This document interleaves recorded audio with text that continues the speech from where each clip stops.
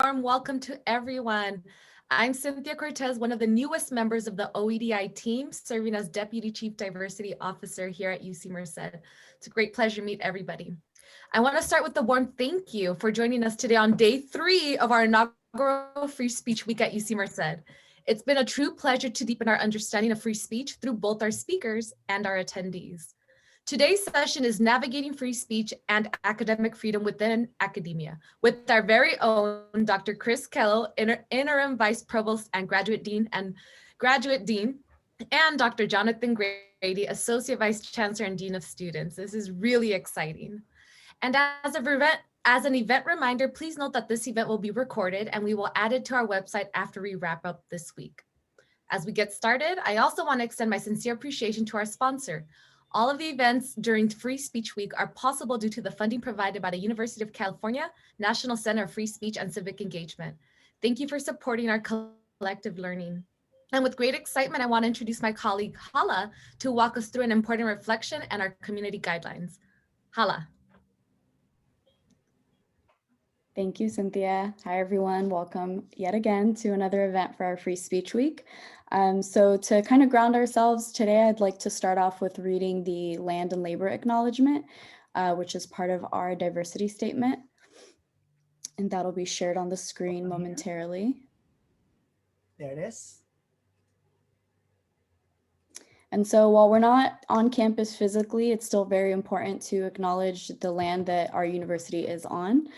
With this land acknowledgement. So local indigenous people, including the Yokuts and Miwok, who understand the earth as a place for everyone, first inhabited the land where UC Merced is located. When we address diversity on this campus, we do so boldly, daring to look forward and backward, imagining diversity's demand for the 21st century and the importance of diversity in addressing past wrongs, reaffirming humanity, and ensuring a reconciliatory path of redress for the future. The most prominent path on our campus is called Scholars Lane. By day, when we were in person, you can see, hear, and witness the embodiment of our diversity through campus community members making their way across campus, framed by the slopes and peaks of the Sierra Nevada. And in, not only acknowledging this at the beginning of our event, but also continuously reflecting on this through today's event and through the rest of the week's event and other times that we convene in a group, we have these questions to continuously ask yourself and reflect on this acknowledgement. So the first question being, what intentions do you have to disrupt and dismantle colonialism beyond this land acknowledgement? What is your organization doing beyond acknowledging whose land and labor allow you to live, work, and/or learn in that space? And next, I'd like to cover our community guidelines. And so to ensure that we're here in a collective space and respecting each other and hearing these dialogues, we have a few guidelines to keep in mind. The first being, we agree to speak for ourselves and allow others to speak for themselves with no pressure to represent or explain to a whole group. The second being that we agree to listen with resilience, hanging in when something is hard to hear. The third being, we agree to consider asking a question to check out the assumption we are making rather than taking that assumption as fact. We agree to share airtime and participate within the suggested time frame. We agree to not interrupt except to indicate that we cannot or did not hear a speaker.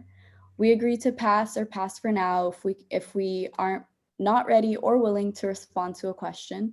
We agree that when we discuss our experience with people who are not present, we will not attach names or other identifying information to participant comments unless we have permission to do so.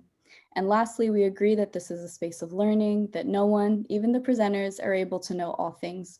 We are all in a constant process of learning. And so we'll be pasting these community agreements in the chat as well, just as a reminder. And so for the moment, the chat will be disabled, but later on, after our panelists have had a chance to speak, we'll open up that chat for Q&A. And so without further ado, I'd like to turn it over first to Dr. Jonathan Grady, the Associate Vice Chancellor and Dean of Students.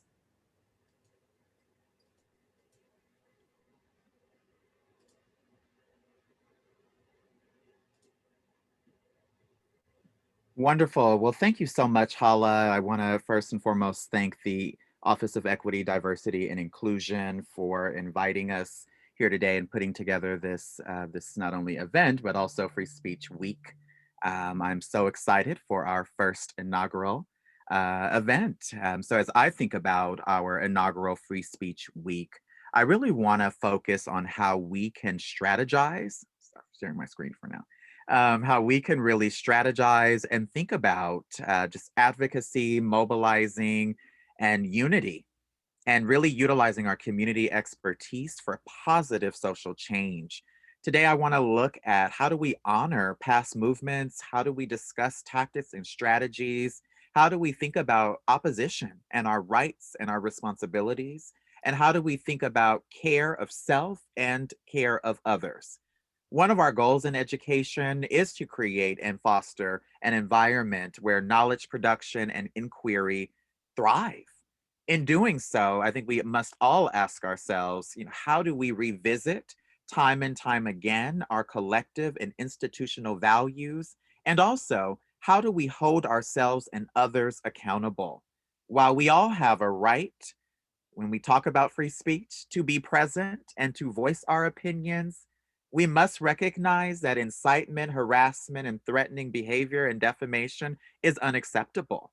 So today, as we talk about the role of free speech and advocacy, I wanted to title my part, The Quest for Liberation and Justice. How do we think about supporting architects of positive social change? I start with a quote: "We must always take a side. Neutrality helps the oppressor, never the victim. Silence encourages the tormentor, never the tormented. Sometimes we must interfere or intervene when human lives are endangered, when human dignity is in jeopardy, and national borders and sensitivities become irrelevant." Again, I'm Jonathan Grady, he, him, his pronouns, Associate Vice Chancellor and Dean of Students at UC Merced.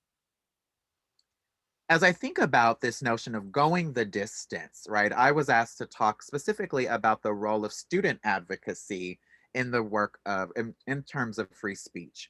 And oftentimes I speak with students about, again, going the distance. How can students organize and really strategize to think about positive social change?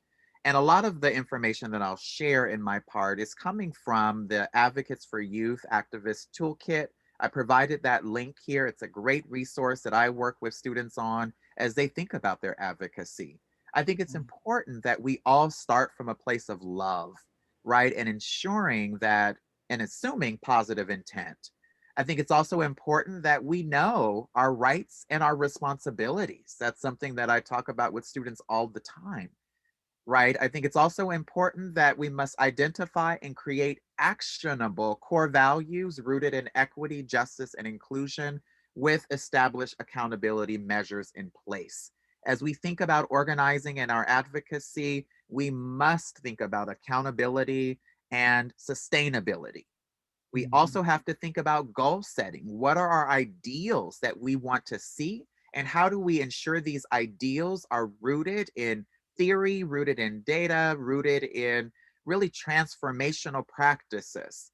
I think we also need to think about what actions are we seeking from decision makers, right? As we think about our ideals, and how does that then inform our strategies or the tactics that we take in our advocacy?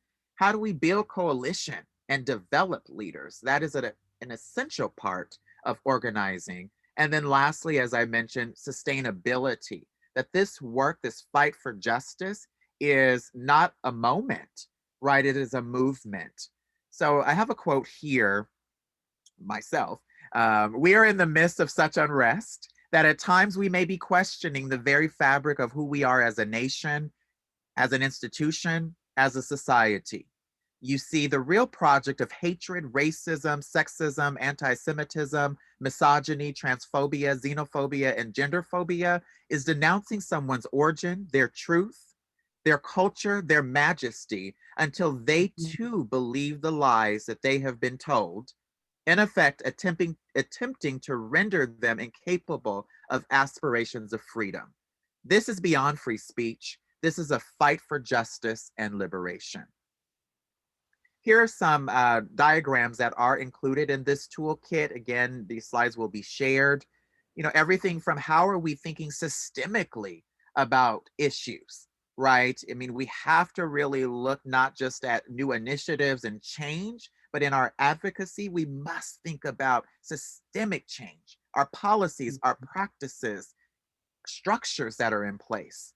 Here in this diagram, really talking about the role as advocates. I tell students all the time, not everyone has to be on the front line of this work.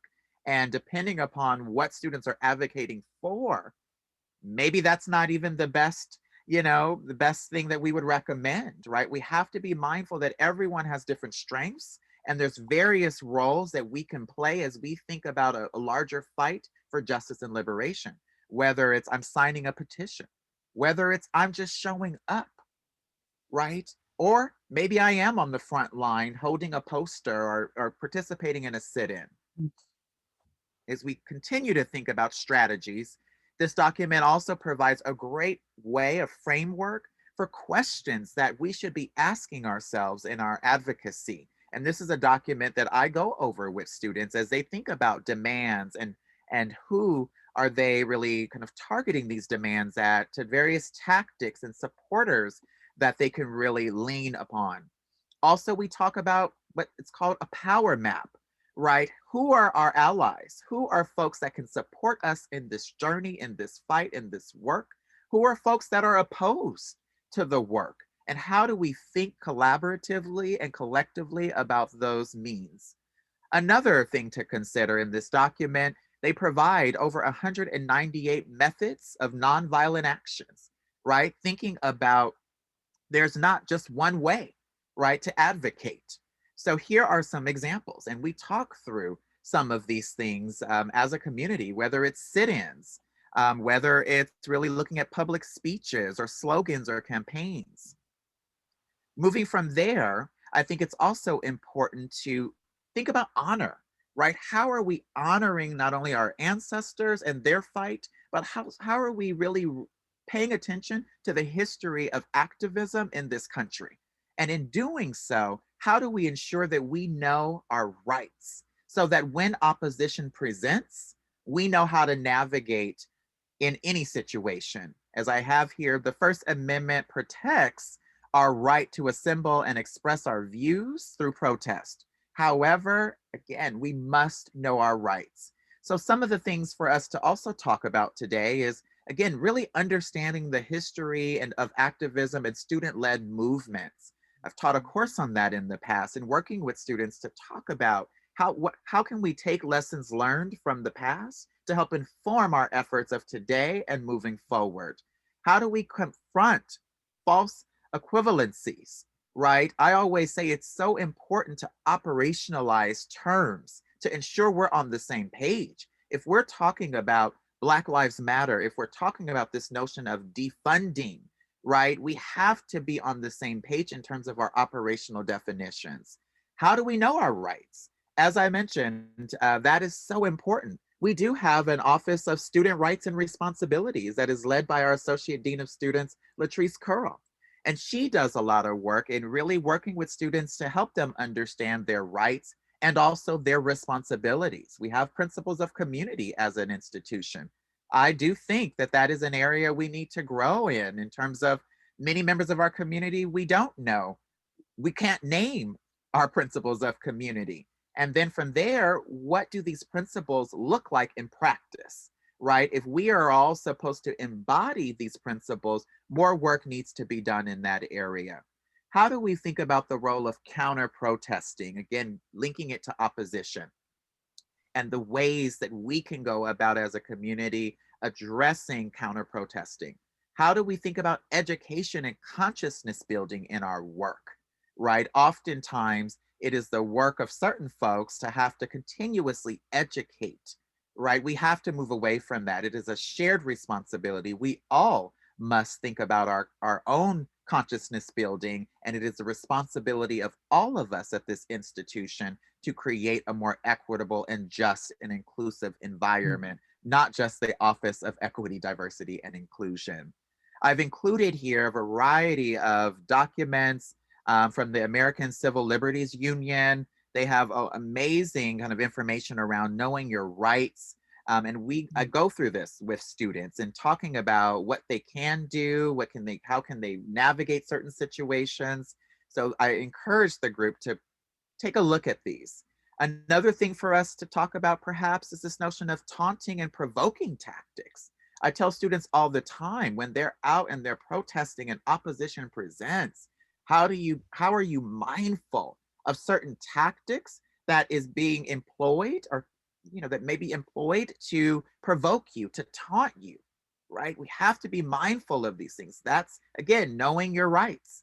And then lastly, how do we really talk about reporting options? I want everyone to know that we have websites at UC Merced, such as report.ucmerced.edu, where if you do feel that you have encountered or experienced an experience related to sexual assault, harassment, discrimination based on race or gender, sexuality, there are many resources in terms of reporting. The Dean of Students office, my office, is one resource to talk through different reporting options with our community, our scholars. We also have the Office of the Ombuds, which is a confidential resource if student, staff, and or faculty would like to discuss some things that they're experiencing and to talk about next steps.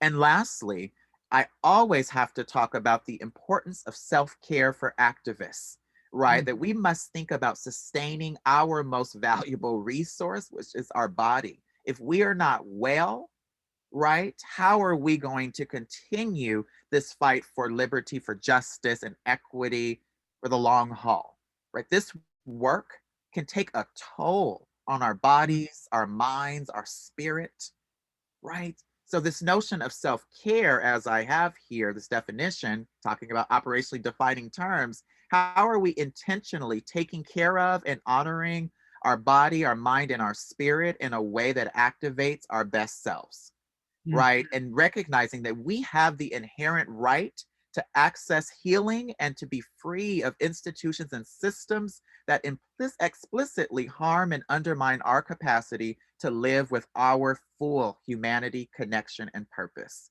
right? In order to care for others' humanity, we must also care for our own. And I think that this is a huge component in this work that oftentimes goes unnoticed or is not prioritized. And lastly, some additional questions for us to think about. How did our ancestors take care of themselves and each other through difficult times of unrest? How do we take care of ourselves and our community during these times? And how do we want those that will come after us, to care for themselves and others? I've included another resource here, the Healing Justice Toolkit, that provides a lot of suggestions and strategies about how to center self-care into our advocacy. And lastly, I'll end with this quote. And here we are, still writing, making, living, fighting, and breathing between assassinations and bloodshed, just as our ancestors did. It is easy to forget the emotional, physical, mental, and spiritual labor we endure to succeed in an American cultural framework that was intended for our forced labor and entertainment. And yet, we stay the course. I am sick and tired of being sick and tired. Trauma continues to penetrate our DNA. We must acknowledge the toll of this work on our bodies, mind, soul, and spirit, and consider specific strategies for sustainment, collective love, and care. Lastly, I'll end with a quote by John Lewis. We must not get lost in a sea of despair. We must be hopeful. We must be optimistic. Never be afraid to make some noise and get into good trouble, necessary trouble. Our struggle and work are not of a day, week, month, or even a year. Our struggle, work, and fight for justice must be for a lifetime. Thank you, and I look forward to our dialogue today.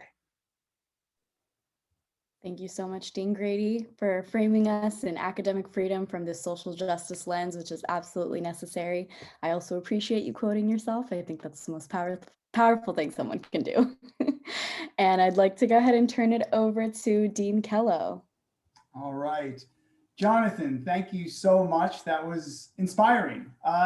And I like the lens through which that you are talking here. And I'm going to switch gears a little bit, and I'm going to give you a bit more of a scientific lens, if you will. So let me start by just giving you a little background on how I sort of came to this and how I got to my comments. And then I'm going to give you my comments. So I'm a professor of cognitive science. I've been doing that for nearly 30 years. I'm a dean, I'm a graduate dean, and I've been doing that for, this is my 3rd year. And what I came to realize, and so what my task was, is to think about free speech and academic freedom, how they're related, how they're different, if they are different. And so my first thought was, when I was invited to this panel, first of all, I was honored. I want to thank everybody, the team, for inviting me here today. It's really a great pleasure. And I was humbled, and I felt a little challenged, because I realized, you know, it's so implicit in what we do in higher education, these concepts of free speech and academic freedom, that I'll be honest, I don't think about it. I take it for granted. I think I know what these things mean, and I think I know how they relate. But then I thought, well, I'm going to give some comments in a panel. I better be a good researcher and do my homework and find out a little bit more about exactly what do these things mean, for example, in the eyes of the law, in the eyes of higher education. And so I did that. And then what I did is I said, okay, so I think I kind of have my head around these concepts of free speech and academic freedom. Now, from the perspective of a professor and a dean, and now thinking about it, but how about from the perspective of a cognitive scientist? Because that's how I think. And I thought, oh, I think I can make a connection between some basic issues that we wrestle with in cognitive science. So I'm going to start with those. And then I'm going to kind of lead our way into free speech first. And I'll say some general remarks that many of you are probably familiar with, but we'll make sure we're all on the same page with what sort of the technical definition of free speech, and then how that plays out in higher education, in the classroom, in research. And then what I'm going to do is switch over to academic freedom, and I'm going to draw an analogy. And I think what you'll see, I hope, to convince you, is that academic freedom is a fundamental expression in the same way of that free speech is an ideal that we have, and it's just put in a slightly different context, really. And so I'll draw that analogy, and then I'll wrap it up. So I don't have slides, but I have some notes here. So I'm just going to go ahead and keep talking, and I'll watch I don't know if we got the chat on, but I'll try to watch the chat, and I can see the panelists. There's Danya, thumbs up. Okay, great. So let me tell you, I'm going to give you a word: agency. So this is a word that cognitive scientists and philosophers have been thinking about, studying for quite a long time. So what do I mean by agency? So agency is our ability that we probably take this for granted, that we can act and behave on our own accord. And again, this is something that that's almost defining of the human condition, to be able to have agency in the world, to have effects in the world that come from us, ourselves, right? Now, this is something that we see it as kind of a freedom, the ability to act on our accord. I am free to do what I can in the environment. Now, immediately when we tackle this concept of agency, we run into immediately constraints. I am not free to behave as I wish at any time and in any context. There are always going to be constraints. There are always going to be affordances. What the environment, what my body, what society, what culture might lead me to do, or constrain me and prevent me from doing. So my agency, my ability to act on my own accord, is bound always from the very beginning by these kind of constraints that start with my own body early on in life. And then as I develop as a human, I start to learn the constraints of my society and my culture as well. Now, I'm going to keep going in just a minute, and we'll start to attach that and sort of connect it to free speech. But I want to pause here just for a moment and tell you that the concept of agency is an age-old philosophical kind of conundrum, because it brings up fundamental issues of free will. Do we have free will even? That's not an easy question to answer. And philosophers have been chewing on that for a long time. We won't go down that road, but I just want to say that the reason that we study agency is because it has really deep implications for us. And I'll give you, I'm going to come back to the science in a little bit. I'll talk about even a little bit of psychology and how we study agency in infants. But again, it's a deep problem for us. And so we'll put that aside. So if we're clear, without getting into the technicalities and all the debates around it, that we have a common sense understanding of agency. The next thing I want to say is that we probably all agree that humans treasure their agency. We value agency. It is defining of who we are. We need our agency. So we can see this even with infants. If you've been around infants and watch what they do and how they act, often they are exploring their agency, what they can do in the world, what effects they can have in the world on their own accord. So for example, early studies of infants will, now remember, an infant is under heavy constraints in terms of their bodies. They can't control them. They don't have fine motor control, for example, but what they can control is their legs. By the way, that's one of the first things that where we have agency, where we're able to impact the environment, is through kicking. And so what developmental psychologists will do is study infants and how they kick, and they learn that they have agency. So it's the very early seeds of a concept that where we develop as humans that sense of agency, watching an infant, for example, kick and hit the mobile that might be above the crib, and then realize for the first time that that has an effect on the world, that I have behaved on my own accord and I have had an impact on the world. And so that's just to give you an example of the kind of early studies of agency that we look at. Now, what you also realize when you study development, and again, I think this is going to be so obvious to us, is this idea of treasuring agency. And if you are a caregiver, if you are a parent, you'll know what I mean, that children don't want to be put on timeouts. People don't want to go to jail. Nobody wants to have that agency taken away from them. So it is something that we truly value. Some would go to such extremes that they might sooner die than have their agency taken away from them. And so to me, this is the sort of fundamental start of that basis for those ideals of free speech and academic freedom, is that we treasure that agency, that freedom to behave and act on our own accord and contribute what we want to contribute to the world. Now, I'm going to turn that over to free speech. Let me just give you another little tidbit here, is that there's an irony in that if you give too much freedom, that's called the paradox of choice. There's a book by Barry Schwartz, for example, about this, where we can get frozen in our ability to act freely if we have too much choice. So I just want to note for us that a certain amount of constraint is actually a healthy thing, to constrain those options, constrain those choices.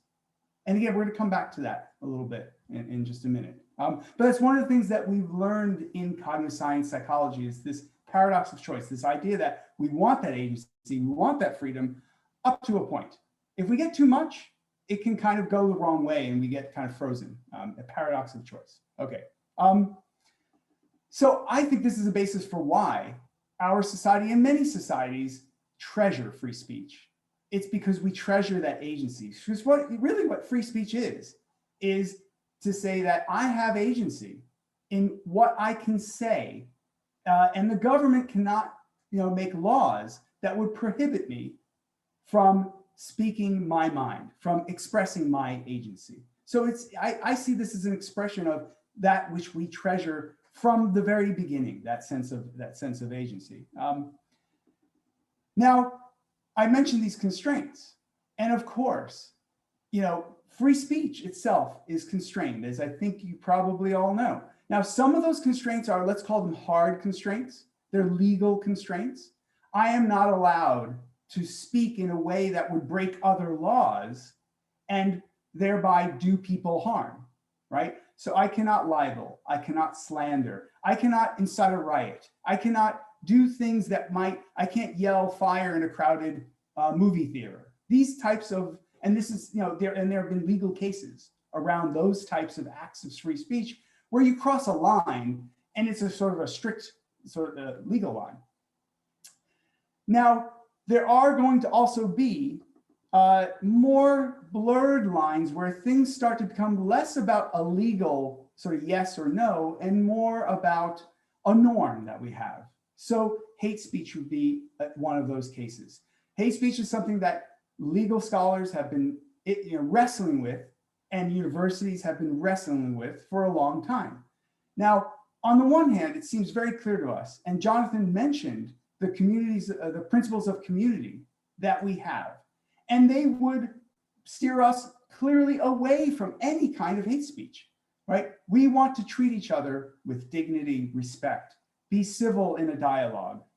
So that's a very brief paraphrase of some of our principles of community. And so hate speech clearly runs against those principles. And so we have a responsibility to treat each other with respect and dignity. When it comes to the law, it's less clear. And so, in fact, I don't know if some of you are familiar, if you want to look it up at some point, Professor Nella Van Dyke recently did an interview, I think it was as part of the Free Speech Week, where she's an expert in this, and I really enjoyed this article. And it's on our UC Merced website. You can search for it and find it quite easily. And she sort of lays these boundaries out between where things are very clearly, what free speech affords you, and where the line starts to blur. And again, I think hate speech is one of those.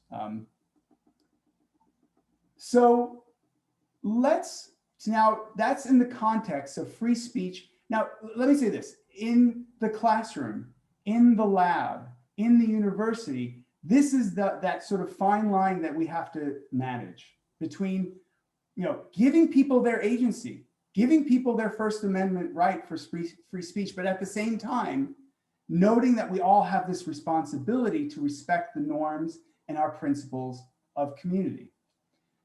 A similar kind of dynamic happens with academic freedom.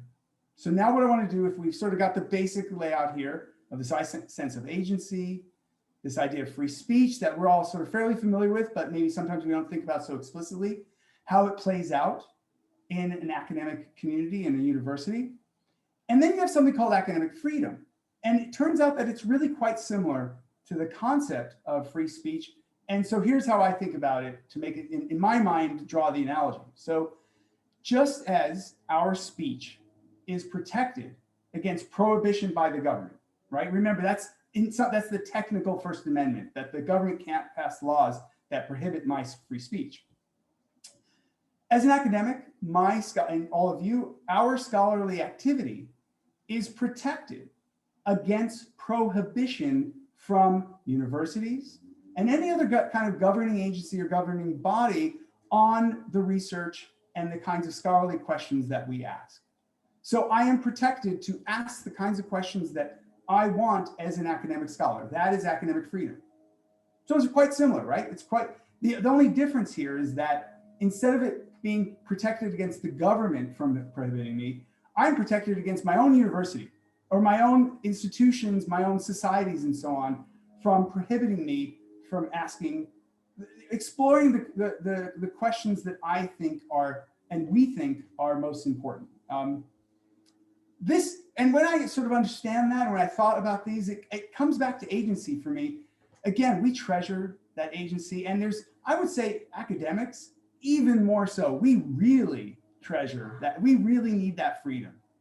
It is vital to our research progress, to advancing knowledge, to be able to freely ask the kinds of questions that we think are most important.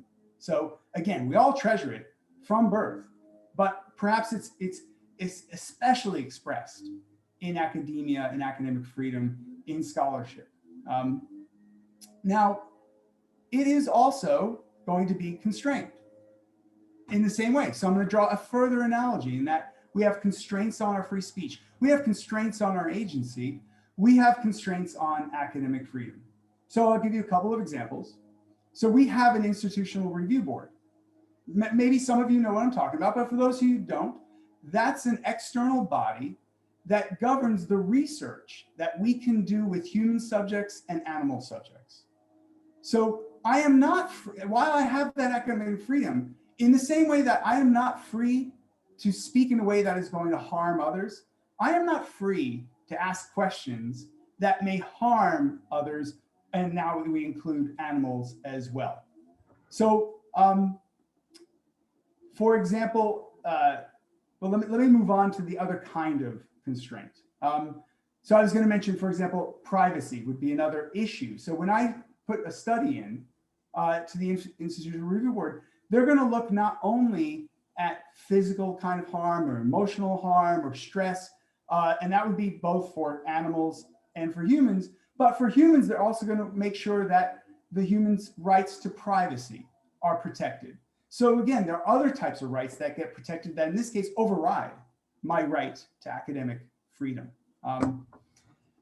Another kind of constraint that we have on our academic freedom would be research misconduct. Again, this is also like the Institutional Review Board, there are formal federal policies about what I can and cannot do in terms of my research, and I can't cross certain lines or else I am engaging in research misconduct, I can lose funding, I can lose my job, and so on. So these are, for example, policies that prohibit fabrication, falsification, plagiarism, performing, proposing, reviewing research that has any of these elements in it, right?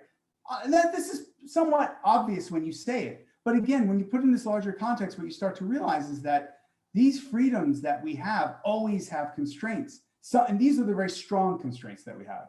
Those are like laws, right? Like the strong constraints on freedom of speech in society, we have strong constraints on academic freedom in academia. Now, there are also going to be softer constraints that are more based on norms. And so I want to draw one more analogy, and then I'll try to kind of wrap this up. So if I want to ask a question, for example, about whether there might be evidence that one race or one gender or another is inferior or superior to another. Now let's think about that. Clearly our norms would steer us away, in the same way we have principles of community at UC Merced, we have principles and norms in academia that are going to steer me away from asking those kinds of questions. But like hate speech, technically, one could say that I have the academic freedom to ask a question like that. But again, I also have a responsibility to ask questions that are not going to be harmful, that are going to respect the social norms and treat each other with dignity and respect in the same way that we have those principles of community. So no, I'm not going to ask that question. And most people won't. So let's wrap it up. So what I've tried to sort of argue here is that free speech and academic freedom are both forms of protection on our agency, and it's protection of our agency in one case as citizens of this country or citizens of an academic community, and in another case it's protecting my agency as a scholar, as a researcher. We naturally treasure that agency, and so it's not surprising that we have these protections. And like everything in life that's of meaning and value to us, there are going to be caveats, there are going to be constraints, there are going to be complications. And this isn't a clean and cut kind of decision to decide what is free speech and what is academic freedom. The thing is that what we need to always remember is that while we have those freedoms, we have the responsibility. We have the responsibility to use that freedom wisely. So much so that those freedoms do not really protect us from being irresponsible. People can be irresponsible in the bounds of those freedoms. And you can suffer consequences from that.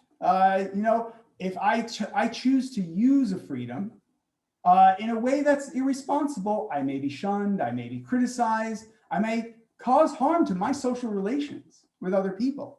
And those freedoms don't really protect me from doing that. That's something that we have to do that's a more subtle learning of what's right and wrong and responsible and norms rather than what's legally bounded by free speech or academic free research misconduct, institutional review board, and so on. So let me end by saying that with a little quote. Jonathan had some great quotes. This one's very minor. We owe a lot to French society, it turns out. Maybe some of you know this, that some of our constitution, these norms of freedom in the United States do come in large part from our history and basically partnership in many ways in our past with French society. This is something that the French really sort of cultivated before we did, at least as in the United States. But what maybe we don't know is that it's the French that also have a saying for us that goes right along with those academic freedom, with the freedom of speech and academic freedom. I didn't know this, by the way. When I did my research, I said, oh, that's very cool. So it's the French that we can attribute the quote, "With great power comes great responsibility." And that is exactly what free speech and academic give us, great power. But we also have great responsibility. Thank you. Thank you so much, Dean Kello. And something I learned as well, I had no idea. I knew that quote from Spider-Man. Full disclosure, I had no idea. So thank you so much. I appreciate you taking us all the way back to childhood and agency and really thinking about freedom of speech from that lens. So we'll go ahead and open it up to questions. The chat is open for you all to submit your questions there. We'd also love to interface with you. So if you are comfortable, feel free to raise your hand and you can turn on your video and unmute yourself to ask your questions. But if for whatever reasons, all of us have constraints working at home, it's easier for you to drop it in the chat. Feel free to do that and I'll read it out for you. But to start us off, as people kind of gear themselves up to thinking about questions, I wanted to pose a question to you both. You both touched on it a bit, but I think oftentimes we look at higher education as this institution that really centers on academic freedom, and all of our goals kind of hinge on that.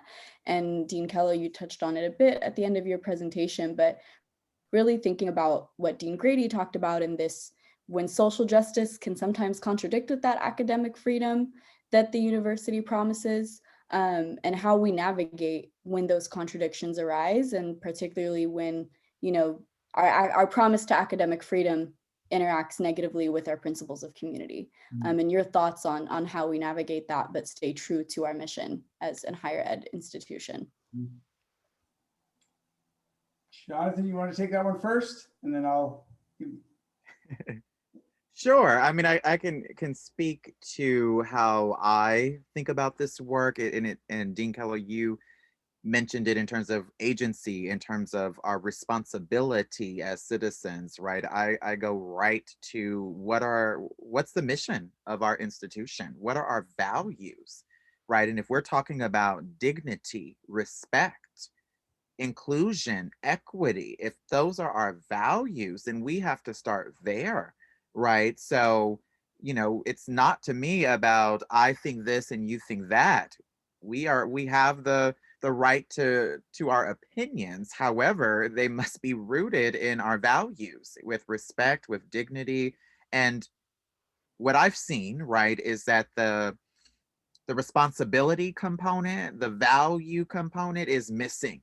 We have our opinions, but people are not rooting the opinions in the values. And I think that the more that we think about ways to focus on that, right, we'll be able to have more healthy dialogue and discourse as we move forward as an institution. So yeah, thanks, Jonathan. Thank you for giving me a little time to sort of think about how I want to respond, because this is the tough one, right? This is the crux of the matter. When you have this power and people use it irresponsibly. And I think, again, social norms guide us. Our principles of community guide us for what it means to be irresponsible. What I would say when we see these kinds of things happen, whether it be, for example, interactions between graduate students and their advisors, interactions in the lab, interactions in the classroom, right? That's at least where I'm often going to sort of encounter and have to handle a situation like that. Respect breeds respect. So the first thing to do is let's all recognize that we respect each other, right? And you might have to have that conversation with a person individually. You might be able to have that conversation together. That will depend on the situation. But the very first step is to remind us all that we need to respect each other. Very few, I don't know anybody who's going to disagree with that. And again, you can sort of, see, we can go with, if there are parties involved, we can go around and make sure that we all recognize the respect for this person. Let's recognize respect for this person and this person. And if you start from that place, I would hope that usually the responsibility will follow, that the responsibility and the respect for each other will follow. Because this is ultimately, it's not often going to be a place where there are going to be bright lines that you can sort of draw and say, well, you've crossed the line, and so there's a consequence. Sometimes it is, right? And we talked about that. We talked about where there are bright lines that you cannot cross. But Hala, I think you're talking more about in those gray areas where we're working more about respect and norms. And then it's a soft touch, and it's a negotiation, and it's a discussion, and it's a recognition of respect and those values that will 99% of the time, help us through a situation like that. Yeah, And when that absolutely. respect is not present, right, I feel like for a lot of folks, particularly people of color, that there's this demanding that people must see us, right, as worthy of life, as as our being our authentic selves, as enraged at the injustices that are happening in this country. So if, as Dean Kello mentioned, if that respect is not there, that sometimes, there you have to demand it. And again, going back to, as I mentioned earlier, the importance of knowing your rights. It's so important. Yep. Yeah, I think that's key. I think that respect component is key, having to either advocate it for ourselves or for others around us. And I think we exist constantly in this gray area when it comes to higher ed. And so we have a question in the chat here that kind of touches on that gray area, which is, where do conspiracy theories that are being reiterated by people who have a platform stand on the line of where free speech begins and ends? Is it blurred or reliant on social norms, which seem to be in flux? I guess I'll take this one first. I'll do my best with it. Yeah, so that's very topical, obviously. And yeah, once again, we're right back to that place where, yes, in some sense, the concept of spreading, if you don't mind, I'm just going to call it a lie. If spreading a lie is, let's remember that libel and slander, let's start with the easy one, bright lines. The libel and slander, if you are spreading a conspiracy theory that is harmful to somebody's reputation, that is leading to harm in the actual physical world, well, there's the bright line for you. And without going into specifics, I think we can all think of recent events where you start to reach that bright line. And then, okay, now we can talk about, it's no more gray area type of thing.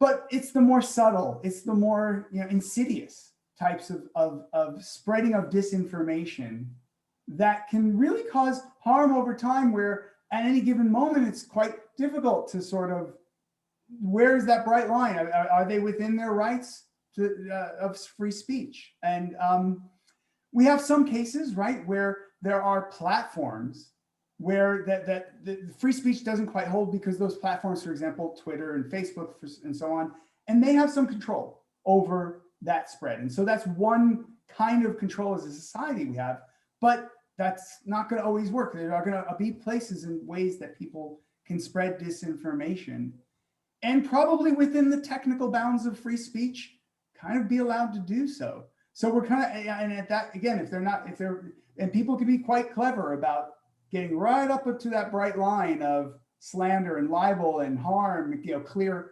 consequences of harm.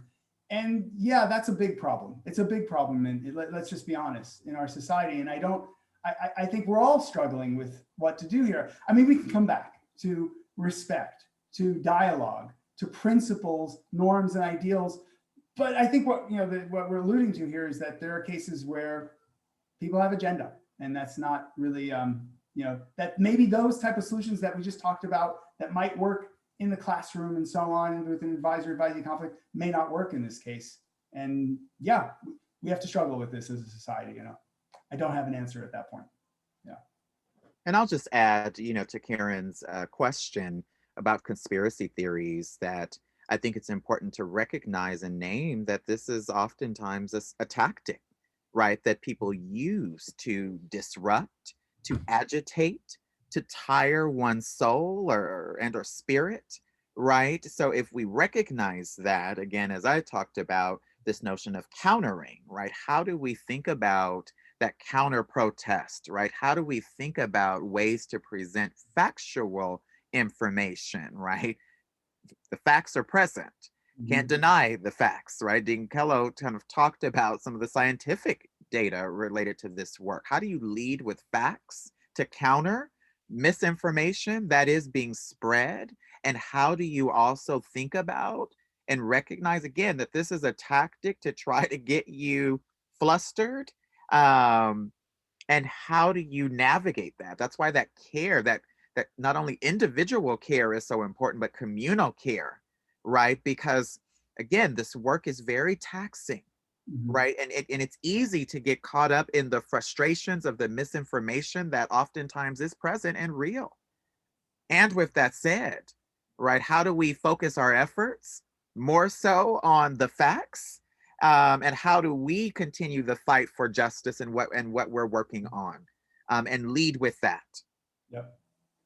If you don't mind, maybe I add just a little bit more to that. Is because as Jonathan was speaking, I was thinking about, I was just trying, what can we do here? What are the ways that we can handle? I'm looking, how can we effectively counter this, as Karen Linham is asking here. And I went back to, in my mind, to the principles of community. And I started going through that. And then I said, well, wait a minute, these are principles of community. I think what often happens is we lose that sense of community. And so maybe one way to combat disinformation is to try to rebuild, if we lose it, rebuild that sense of community, that connection between each other, because it's hard. So as I heard a politician, maybe some of you might have heard this quote, I'm not going to remember who it is. Somebody said, it must have been from the East Coast. It's hard to hate somebody who just shoveled your driveway. Do you see what I'm saying? Community does help, get around. It's not a direct line to, attack conspiracy theories, but it's trying to go around that by just appealing to people's sense of community and just being good human beings to each other. And I am an optimist. Clearly, I do believe that that at some level that's always there, and if we can tap into that, I hope we can get beyond it. Yeah, and I actually see that Karen has her hand raised. So Karen, feel free to Thank you. come on and follow up with that question. And Yeah. we'll wrap up with this last question before we kind of start closing off. Okay, and then I see someone else has a question, so I'll try to make it quick. Let's see. I agree that we have that loss of community. I guess when I think of, and I totally agree too, that you should counter with facts. I just, I feel like, yes, this is a tactic that people use to, what I want to say, stir up, inflame emotions. And I think that there are those bad actors that are doing that, and probably a lot more of them than we have ever had. But then there are these groupies, it seems, that may or may not see it as a tactic, and they don't care enough. I can't remember where I read it, but I think, or I heard it, and someone said, I don't really care if it's true or not. These people need to be stopped. Referring to Democrats and what have you.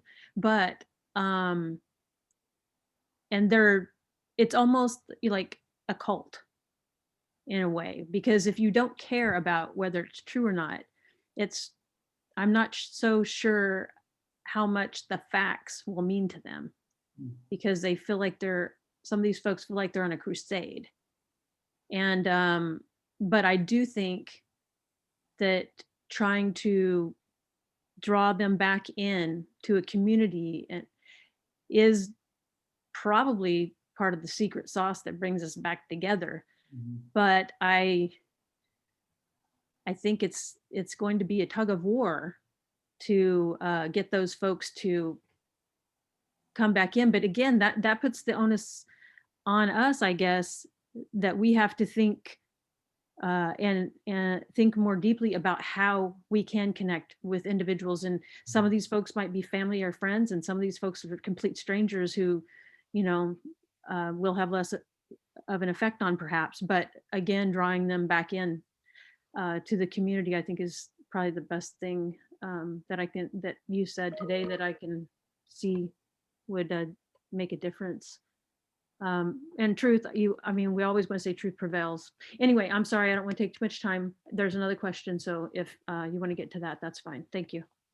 So I can Thank you, just Karen. briefly respond to Karen's question and briefly to the question that's in the chat. Thank Karen, you. I encourage you really to look at that the toolkit, the activist toolkit that I put in the presentation, and I see it's in the chat box. There's not enough time to kind of go through it. It's like a 50, 60 page document.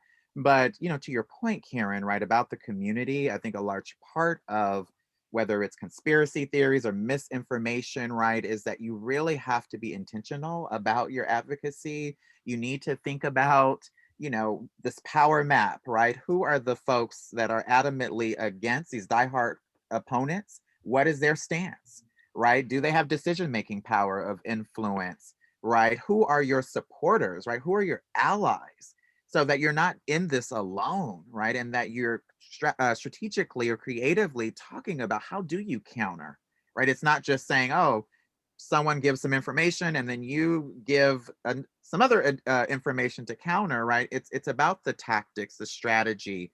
Also in there, again, they give many strategies, but to your point, Karen, you know, here's 198 different examples of how you can think about countering misinformation or conspiracy theories. So I think that is something I'm more than happy, Karen, to speak with you, you know, at another time about this if this is of interest to you. But just also wanting to give time. I know we have a few minutes left to this last question here around how do we address issues when you are in a lower position of power in academia. Dr. Grady shared some techniques about some of these activities. Dean Kello, do you want to start with, you know, how do you, for say our staff or faculty, how do they navigate their own sense of kind of activism Yeah. as it relates to power? Yeah, no, that's a great question. And definitely as graduate dean is something I deal with on a regular basis, right? So graduate students often are in a lower position of power, as I think it's Colleen who asked that question. It's a great question. So what we often talk about are a few different things. One is advocacy, mentorship, teams. Let's go back to the idea of a community. Basically, a graduate student needs advocates, and those advocates can come from all sorts of different places. They can come from academic counselors. They can come from their friends and other graduate students. Maybe there's graduate students who are slightly further in the program, postdocs, other faculty. So, I mean, I think what's implicit here is that there's some conflict. There's some struggle because we're talking about a power dynamic, and maybe the struggle has to do with freedoms, because of course today we're talking about these freedoms. And again, the general response for us is number one, it's always about having a team of mentors, not one person that you're interacting with, because that's where the dynamic can get a little awry. And if you've got others around you who are working together, again, as a community or a team, you're much less likely, I would argue, for that kind of thing to happen. Then there are more sort of basic tactics, if you will, of, for example, being real clear about expectations and communications and documenting things. And I don't want to go down that road too much because that's when there's really a problem and you're really having to now manage it. But there are sort of well-known tactics. But the most positive and the first one to start with is always be working with a team of mentors and with advocates around you, and that will help you a lot. Yeah, absolutely. Thank you both so much. I know we're coming up on time, so folks have to go. Completely understand. We will be announcing raffle winners. You will still win, even if you have to leave. We'll send you an email. But thank you so much to Dean Grady and Dean Kello for guiding us through this very important, very necessary conversation, getting us nearly halfway through our Free Speech Week. We do have another event later today. We also have a couple of events tomorrow as we wrap up our week. We dropped a link in the chat to the rest of the Free Speech Week events. We'll also be sending out a survey immediately following this event, as we always appreciate your feedback on how we can continue growing. That link is also in the chat as well. And I'll go ahead and turn it over to Maria to announce some of our raffle winners.